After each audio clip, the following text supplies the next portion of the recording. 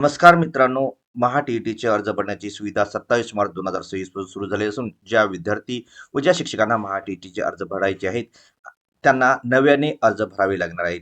गेल्या वर्षी त्यांनी अर्ज भरलेले असतील तरीही त्यांना पुन्हा या ठिकाणी नव्याने अर्ज भरावे लागणार आहेत. तर त्या अर्जाची नोंदणी कशी करायची याच्या संदर्भात सविस्तर माहिती आज आपण या व्हिडिओमध्ये पाहणार आहोत. तर त्यासाठी मित्रांनो आपल्या कॉम्प्युटरमधील किंवा मोबाईलवरून कोणत्याही स्वरूपाचे ब्राउझर ओपन करा. त्या ॲड्रेसवरती महा-टी-ई-टी असे नाव टाका.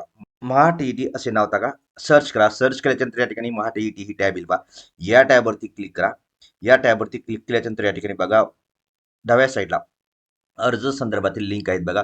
उमेदवारांची नवीन नोंदणी या टॅबला आपण क्लिक करायचं आहे. या टॅबला क्लिक केल्याच्यानंतर या ठिकाणी आपल्याला काय करायचं आहे, युजरनेम तयार करायचा आहे, पासवर्ड तयार करायचा आहे. तो या ठिकाणी मी एका विद्यार्थ्याचा अर्ज भरणार आहे, तर त्यासाठी युजरनेम मी या ठिकाणी तयार पहिलं अक्षर कॅपिटल, त्यानंतर स्मॉल अक्षर 1, 2, 3 आणि त्यानंतर पुन्हा पासवर्ड म्हणून काय करणार आहे मी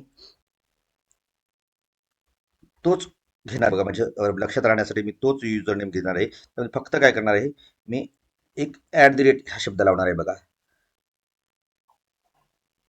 तुम्ही पासवर्ड पाहू शकता बघा. मीनू 1, 2, 3 तोच पासवर्ड या ठिकाणी टाकणार आहे.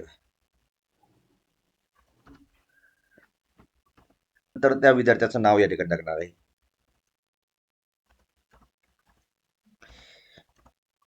आणि त्यानंतर मेल आयडी टाकायची आहे बघा.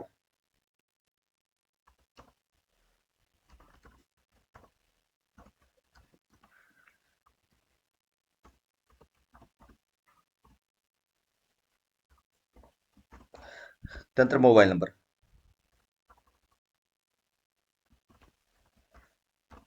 आणि OTP पाठवा वरती क्लिक करणार आहे. आता मोबाईलवरती एक 6 अंकी OTP येईल. तो OTP या ठिकाणी आपल्याला एंटर करायचा आहे. नोंदणी करा. अशा पद्धतीने मित्रांनो युजरनेम आणि पासवर्ड या ठिकाणी आलेला आहे आणि हा युजरनेम पासवर्ड टाकून तुम्ही तुमचा अर्ज भरू शकता.